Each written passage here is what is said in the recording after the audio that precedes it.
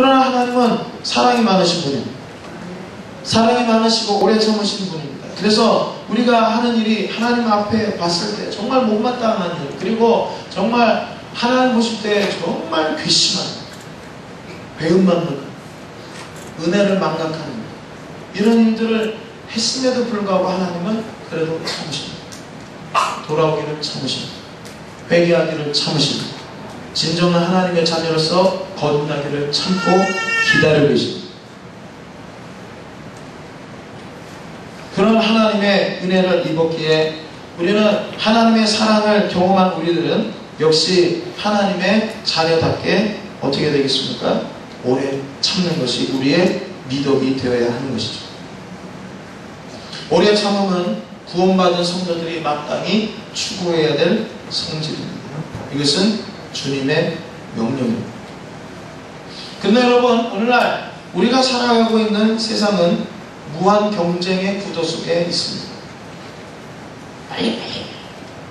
그 다음에 최저 경비로 단기간에 최대의 이익을 남겨야 된다는 이러한 무한 경쟁의 그런 자본주의 사회와 구조가, 이런 구도가 재계뿐만 아니라 정계와 교육계와 심지어는 교회 안에도 이런 구도들이 들어와 있습니다. 그래서 사람들은 오래 참지 않습니다. 참는 것이, 또 기다려주는 것이 어색한 세상에 지금 우리가 살고 있습니다. 오래 참지 못하는 세상은 참 많이 편해졌고 모든 것이 급속하게 빨리빨리 진행이 되는데, 그런데 편리한 세상 속에 살아가면서 우리들 마음속에 잃어가고 있는 미덕 중에 하나가 바로 오래 참음입니다. 기다려주는, 참는, 이런 것들이 점점 사라지고 있다는 거예요. 여러분, 사랑의 특색이 오래 참음이라고 성경은 말씀하고 있는데, 따라서 오늘날 오래 참는 것이 잘 안되는 세상의 구도가 되어가고 있다는 것을 보면 우리가 살아가는 이 세상은 사랑이 상실되어져 가는 세상이 아닌가 하는 생각을 해봅니다. 또한 우리가 살아가는 세상은 feel을 중요시 여기는 세상입니다. 그래서 포스트 모더니즘의 이 세상은 모든 기준이 자기 자신이 느끼는 feel입니다. feel. 그래서 자기가 느끼는 감정대로 행동을 하고, 자기가 느끼는 감정대로 때로는 돌발 어떤 행동을 하게 됩니다. 그것이 어떻게 보면 좋아 보이는 것도 있지만 때로는 그런 모습들이 참을성 없는 그런 모습으로 또 흘러가게 하지 않나, 그런 생각을 해봅니다. 오늘날 보면 인터넷에 욕설을 쓰고 또 누구에 대해서 인신공격하는 그런 모습들을 많이 보게 됩니다. 특히 저도 여기저기 집회 다니다가 보면 여러 그 중고생 아이들하고 그 싸이월드 민요비 1촌이 되기도 하는데, 가끔 보면 그 1촌들이 이 글을 쓴 것이 이제 모르잖아요. 뜬단 말이에요. 그럼 보게 되면 아이들이 누구를 대상으로 하는지 모르겠는데 욕설을 써. 누구를 비난하고, 야, XS야, 뭐 세상에 뭐 어쩌고 하면서 막 이렇게 욕설을 써놓고 하는 그런 모습들을 보게 되는데, 우리 불기청 친구들은 그런 친구들이 없으리라 믿습니다. 근데 보면 누군가에 대해서 내 감정이 안 좋을 때 안 좋은 감정을 생각할 수 있어요. 왜? 그런 생각은 누구나 다 가질 수 있고, 또 누구에 대해서 안 좋은 생각을 사단이 넣어줍니다. 그런 생각이 들 수 있어요. 근데 그 생각이 지속이 돼서 계속 누군가에 대해서 안 좋은 생각과 감정을 가지고 있으면 그건 죄입니다. 그런데 그거보다 더 큰 죄는 그걸 말로 꺼내는 건 더 큰 죄입니다. 왜? 자기가 생각하고 있는 것을 입 밖으로 꺼내는 것은 그것은 그 사람이 가지고 있는 믿음입니다.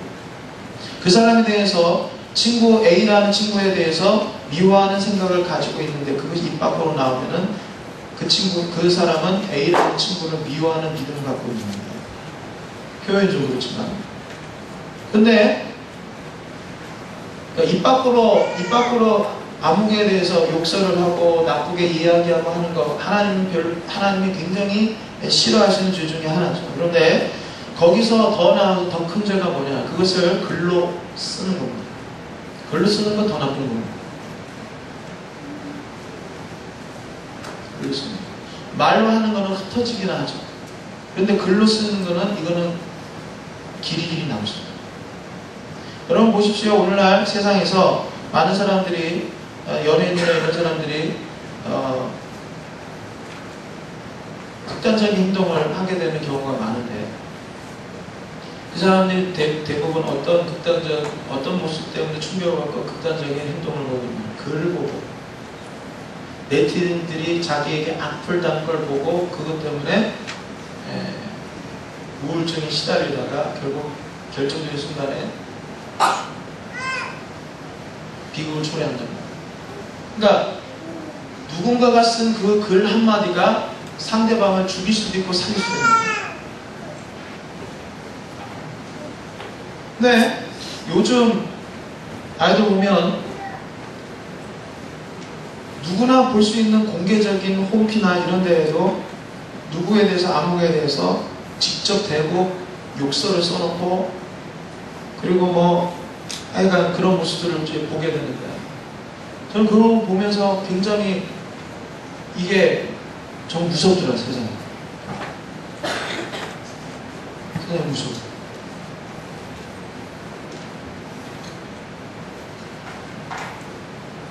옛날에 그런 말이 있지 않습니까? 사람은 세 것을 조심해야 합니다. 첫 번째, 혀끝. 말을 조심해야 합니다. 두 번째, 손끝. 글을 조심해야 합니다. 글 쓰는 거. 세 번째는 말 안 해도 남자들한테 해당됩니다. 세 것을 조심하라는 그런 얘기가 있는데 그만큼 과거에 말 때문에 또는 그 사람이 쓴 글 때문에 그것이 나중에 후대에 몇십 년 지나 그게 화가 돼가지고 3대 구조까지 멸족당하는 그런 일들이 과거에 엄청나게 많이 발생되었었기 때문에 그 말하는 거, 특히 글 쓰는 거 조심해야 합니다. 그리고 글을 쓸 때는 충분히 생각을 하고 나서 이걸 써서 누군가에게 해가 되지 않고 나에게 해가 되지 않게 누군가에게 이게 도움이 되는 글이다. 그러면 그런 글은 써도 아주 무방하죠.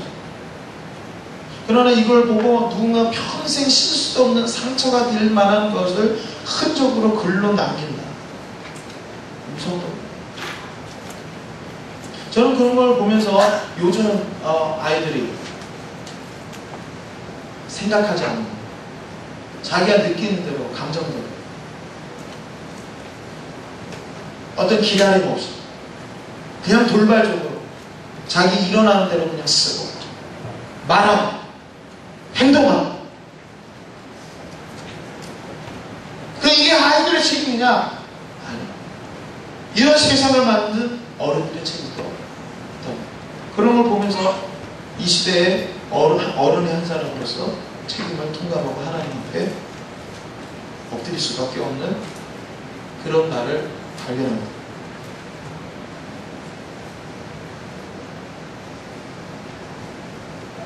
참지 않습니다.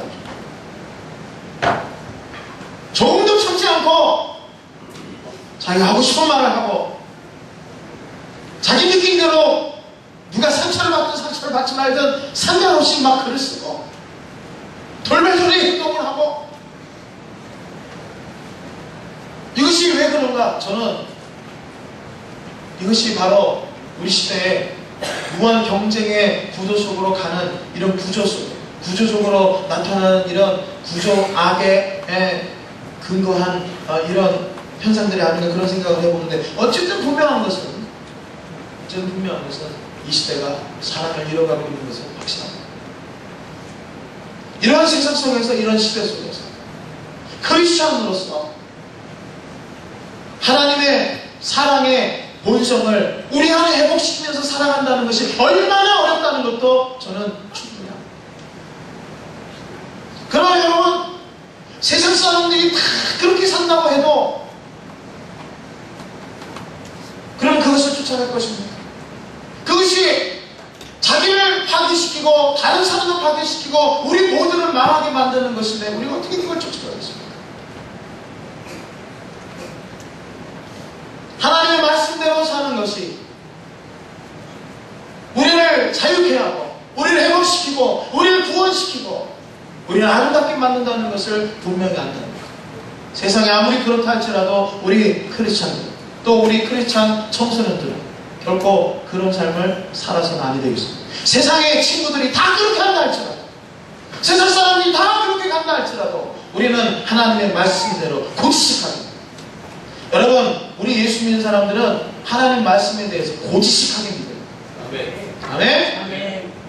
고지식하게.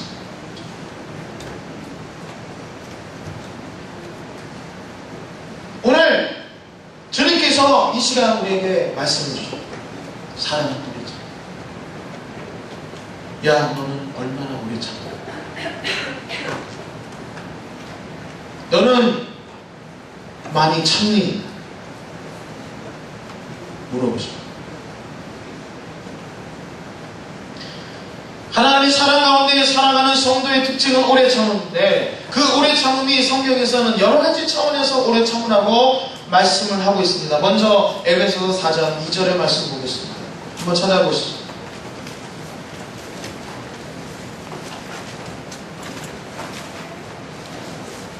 에베소 4장 2절.